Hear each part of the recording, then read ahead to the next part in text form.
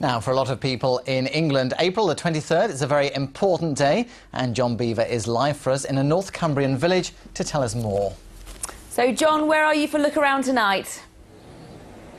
Well, here we are in Greystoke. I've got my funny tie on. Above me, we've got some flags.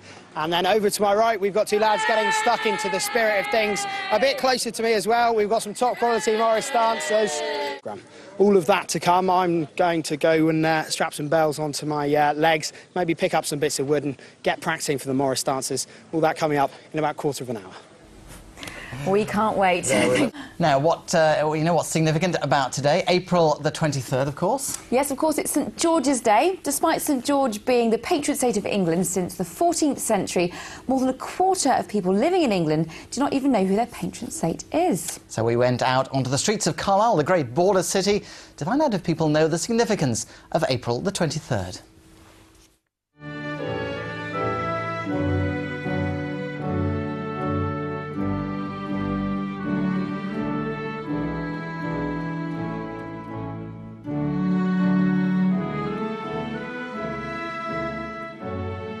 I think it has significance, especially in this part of the country because we're on the borders and everything, and I think it's really important to people, and the kids love it, let's face it. We're selling flags at the castle today and they think it's brilliant.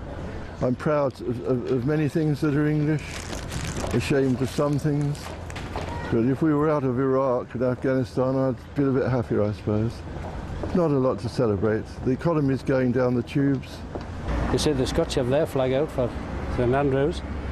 We very rarely see a St George's Day flag. I think it is quite important for England, and I think that we should celebrate it rather than the 1st of May, because that was a communist day. Do you know what day it is today? Yes, St George's Day, National Scotsman. Not something that we really think of.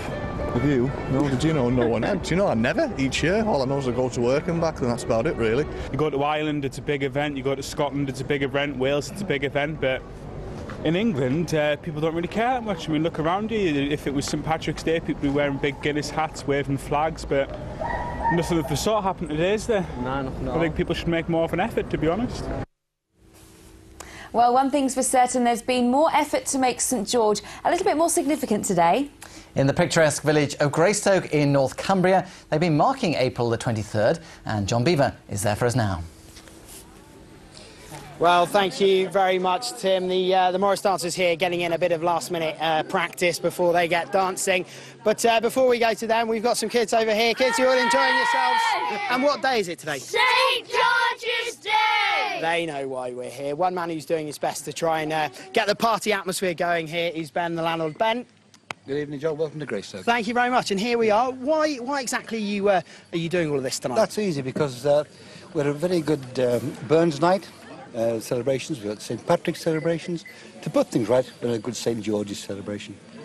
There's a bonus in this because we're raising funds for the village swimming pool, which is much needed, to Greystoke and district swimming pool. And if anybody wants to contribute, please do. Maggie's selling raffle tickets. The way she's selling them, we have an Olympic-sized pool the way she's going. So it isn't a bad thing. Very glad to hear that. So you're really trying to get people into the spirit of things here. Why do you think it is that people don't really celebrate this day? I have no idea. Because, I don't know. We should be proud to be English for one thing. And St George did a very good job, you know. What, slaying dragons? Well, there's no dragons around here. Well, there's no fire breathers anyway. Maybe you shouldn't have said that, John. But Ben, thank you very much indeed. We can go over here to meet the Solway Morris and Susan, you're the boss, really. You're in charge, aren't you? That's it, the squire. Yes. Now, how did you get involved in Morris dancing? I used to dance when I was in London with the ladies' side, and it's just fun and enjoyment and keep fit. And then when I moved back up here, I looked around for a side who danced the Cotswold tradition, which is what we do, and Solway were the nearest ones, and the best, of course. And is Morris dancing enjoying a resurgence, or are you always on the lookout for new recruits? We are always on the lookout for new recruits. However, there was a lot of press recently about sides down south needing to recruit, a lot of publicity about it. But I think Morris dancing is still healthy and there's still people doing it. And it's a lot of fun as well. Can you show me a couple of moves? Is that okay? You've got a very scary looking stick, so what am I doing with this? Like a sword. Yeah, like a sword. Whoa, like that's all a bit vicious. This is basically just fighting with sticks. Hey, let's see the professionals in action. Can you get this lot underway? Can you do skirmish, please? soul, a gentleman soldier, taking his stand. He kindly saluted the fair maid with a waving of his hand.